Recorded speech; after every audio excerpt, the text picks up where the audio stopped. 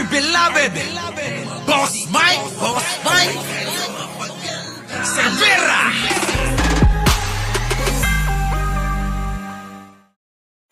Magandang umaga, magandang hapon at magandang gabi sa amandako ng mundo. Naroon kayo. Siyempre, magandang buhay na rin para sa ating lahat.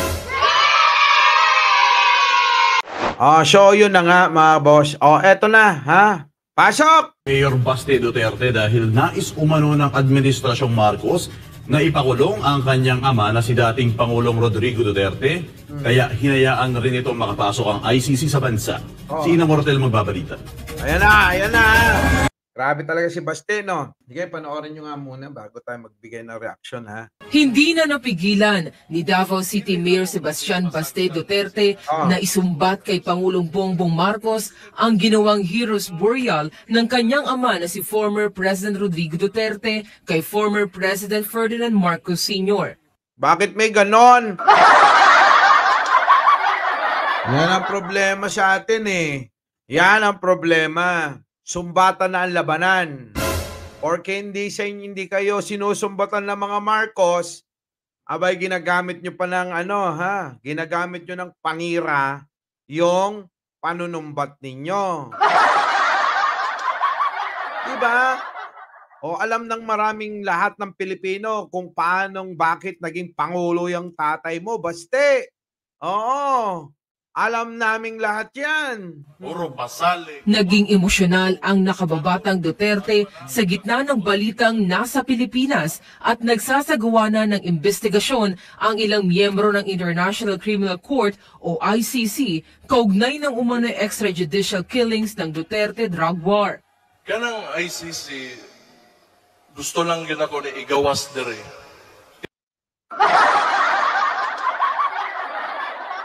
Easy. Easy lang, Boss Mike. Buti na lang si Mayor Go. Si Mayor Go, marunong magtagalog. Imantin ninyo. Iyak si Baste, iyakin pala yan. Meron palang maisog daw sila, maisog kami. Maisog, pero umiiyak. Pasok! Inyong amahan ra ba gipalubong sa akong amahan? Kana na lang yun unta. Pero wag yun ninyo yun. Na, ako, maganda, personal man yun eh. Kaya ako, personal ko ito. Mawalan talaga ako ng respeto sa inyo. Wala namang may paki. Sa ginanap na One Nation, One Opposition prayer rally, sinabi ni Mayor Baste na gustong ipakulong ng kasalukuyang administrasyon ang kanyang ama kaya hinayaan daw nitong makapasok ang ICC sa bansa. Baste, mahina talaga Mahina naman. Grabe naman, Baste. Ang tatay mo may kasalanan. Nakasuhan ni Trillanes. Diba? Si Trillanes nagkaso sa tatay mo sa ICC. Wala pa sa posisyon si Pangulong Bongbong Marcos, may kaso na. Nilakad na. Di ba? Anong kasalanan ni Pangulong Bongbong Marcos doon? Si Pangulong Bongbong Marcos ba ang ang pumatay sa napakaraming tao?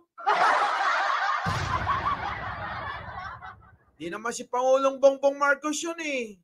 Walang iba kundi yung tatay mo at iba pang mga kasama niya. Di ba? Na sabi-sabi din, nakasama pati yung ate mo. Yun. Anong kasalanan ni Pangulong Bongbong Marcos doon? Kayo talaga, Yan ang sinasabi ko eh. Lagi nyo na lang sinasabi si Pangulo. Si Pangulo ba magdidesisyon? Kung guilty or not guilty yung tatay mo. Sabi nga ng tatay mo eh. Di ba? Sabi ng tatay niya, netong isa ring loko-loko na to. Ano sabi ng tatay niya? Walang magagawa dyan si Marcos sa ICC.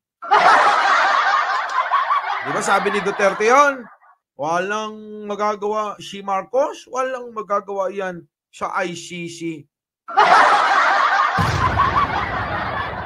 Tapos, sisisihin nyo si Pangulo, pasasamain nyo si Pangulo sa mga tao. Biglang naging Ilonggon tono. Diba? Ay, giatay. Oh, pasasamain nyo si Pangulo na wala namang kinalaman sa kagaguhan nyo. Diba?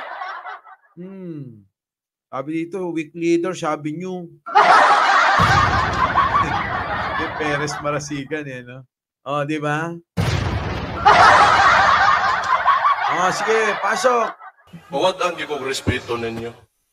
Sa ginanap na One Nation, One Opposition Prayer Rally, sinabi ni Mayor Baste na gustong ipakulong ng kasalukuyang administrasyon ang kanyang ama, kaya hinayaan daw nitong makapasok ang ICC. O, kita mo? Sabi ko na nga ba eh. Manang-mana yung mga tangat bobot nuknukan ng mga mangmang na mga vlogger mo eh. Diba? Basta mga vlogger na nagtanggol dito, siguraduhin yung sigurado ng bobot tanga. Diba? Walang mga panira yan. Yung mga vlogger nila, walang panira yan. Mahina ulo eh. Diba? Kung anong itsura, yun din ang laman ng utak eh. No? Pangit. Ay, tuloy. Pangit talaga. Sino, Boss Mike? Yung mga taga-pagtanggol yun. Pasok. Sa bansa. Kaning ICC, ako, nasakitan kaayo ko nga. Diba? Oy, magtagalog ka. Sabagay, meron na itong ICC. Nasaktan ako. Masyado. Na ganito na lang ang iisipin natin. Mahihina ulo talaga eh, no? Ingani na lang atong una-kunaon. Kani adto bitaw, wa pang gina sila kalanding diri sa ato ang nasod. Unya karon napulihan ang administrasyon. Galit nga na ana.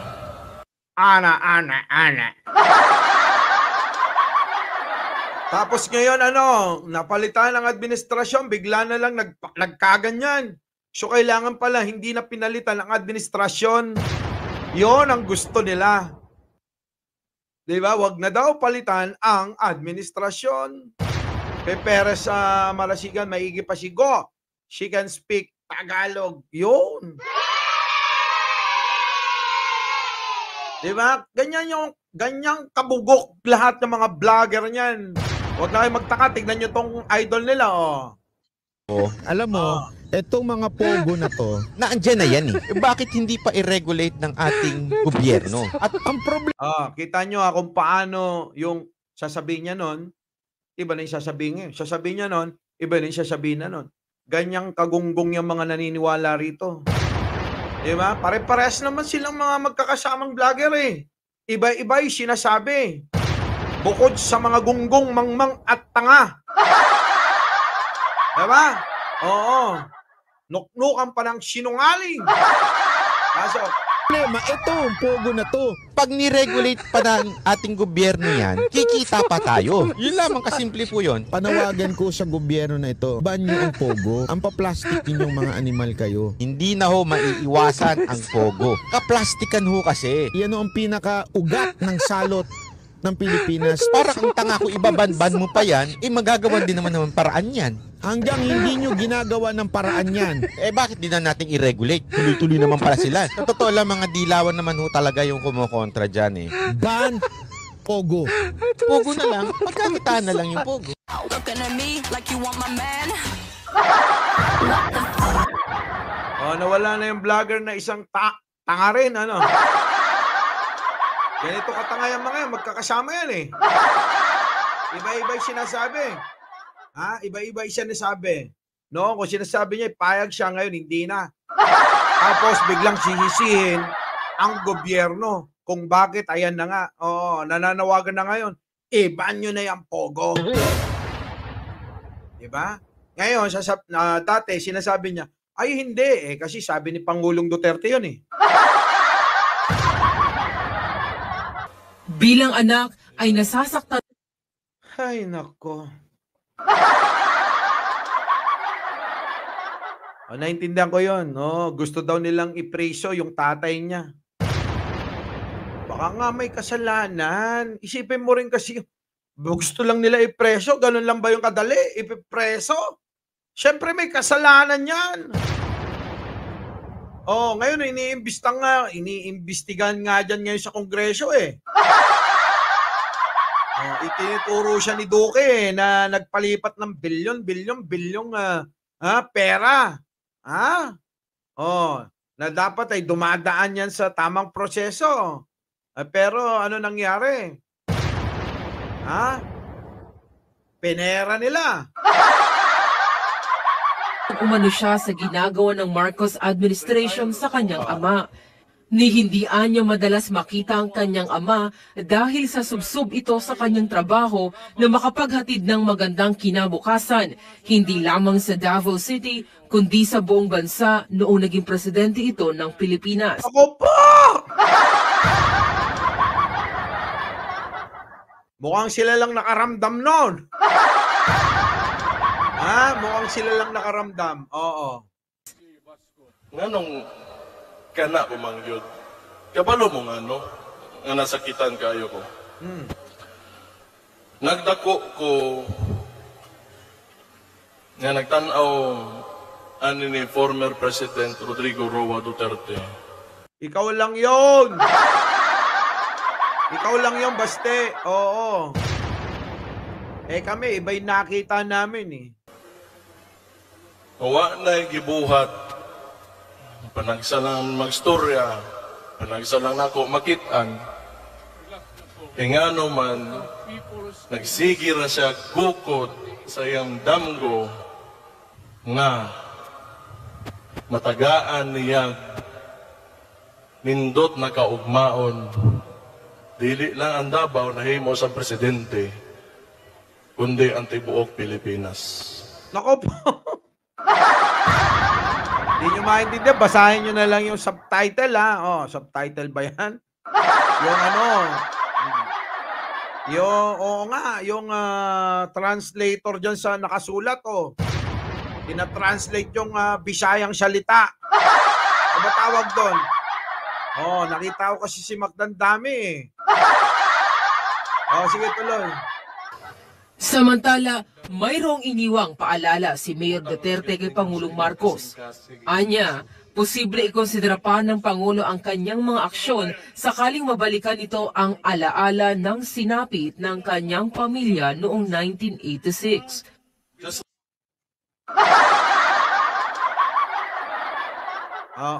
Grabe.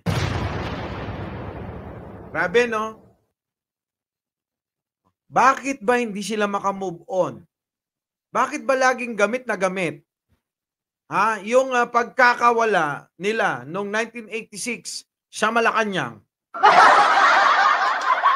Teleprompter daw. Simple message sa ato ang Pangulo. From now on, before you go to bed, think of the Romanovs. Think of... Parang subtitle yata. Baste.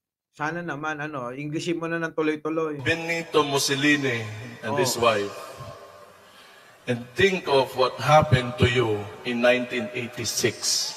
Ewan ko dyan. Ilang taon na ba si Baste?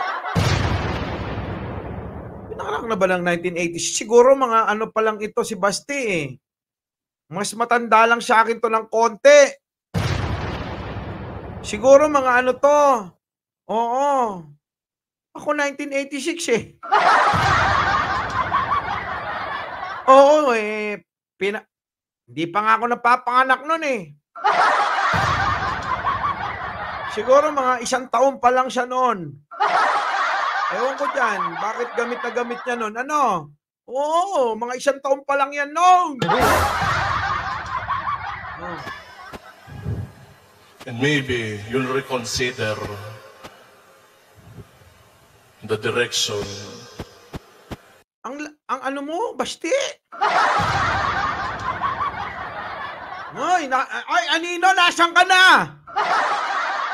Anino, andali, papakilala ko na sa inyo ha. Kagigising ko lang kasi. Baka mamaya mawala ako sa mood eh. Buti na. Maraming mga nagpapapansin dyan kanina hindi ko kilala. Basta alam ko, isa lang ang alam ko ha. Mga pangit ang mga pagmumukha nila. Diba?